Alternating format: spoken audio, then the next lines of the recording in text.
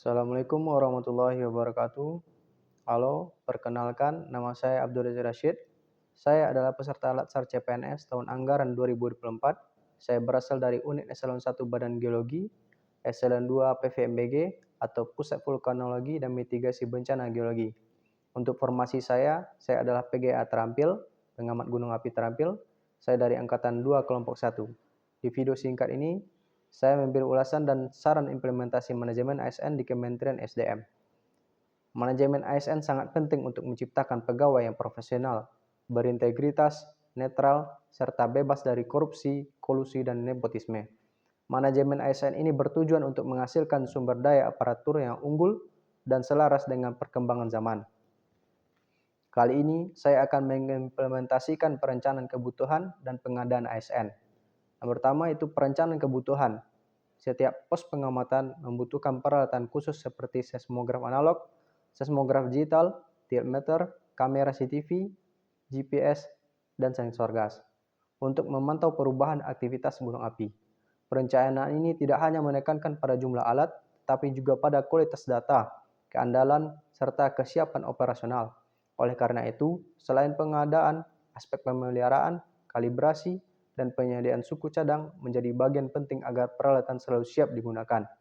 Dengan perencanaan yang baik, pemantauan dapat dilakukan secara akurat dan berkesinambungan, sehingga mendukung pengambilan keputusan cepat demi keselamatan masyarakat di sekitar gunung api. Tapi, kenyataannya saat ini beberapa pos pengamatan gunung api masih terkendala dengan kelengkapan alat pemantauan. Bahkan ada juga pos yang masih menggunakan alat yang sudah tua yang mengakibatkan akurasi data menurun. Menurut saya, dalam perencanaan kebutuhan alat, yang pertama, setiap pos hendaknya penting untuk memiliki alat yang lengkap, terlebih untuk gunung api yang memiliki tingkat aktivitas di atas normal, seperti waspada, siaga, dan awas. Yang kedua, memastikan instrumen yang sesuai dengan karakteristik masing-masing gunung api.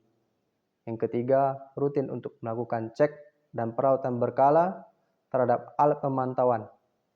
Yang keempat, serta sedia suku cadang guna antisipasi kerusakan komponen.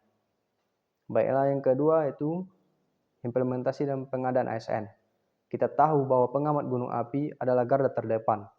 Tugas pengamat gunung api adalah memantau aktivitas gunung api full selama 24 jam, yang dalam artian tidak ada kata libur untuk pengamat.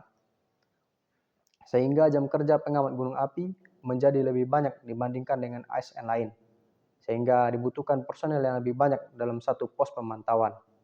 Tapi kenyataannya di lapangan, rata-rata pos pengamatan memiliki personel yang minim. Bahkan ada yang menjaga satu pos pengamatan gunung api sendirian. Dengan beban kerja melebihi kapasitas, menyebabkan pegawai sulit fokus, rentan membuat kesalahan, dan menurunkan kualitas hasil pekerjaan. Terlebih sebagai pengamat gunung api, kita membutuhkan fokus terhadap data yang dihasilkan, karena data ini berguna untuk mitigasi bencana. Saran saya, setiap pos pengamatan gunung api hendaknya memiliki 4 hingga 6 personel, tergantung dengan aktivitas gunung yang dihadapi. Dengan jumlah personil pengamat yang memadai, akan membuat pemantauan gunung api lebih efektif, akurat, berkelanjutan, dan aman. Serta mendukung tujuan utama yaitu keselamatan masyarakat di sekitar gunung api. Sekian dari saya. Apabila ada kesalahan mohon maaf. Assalamualaikum warahmatullahi wabarakatuh.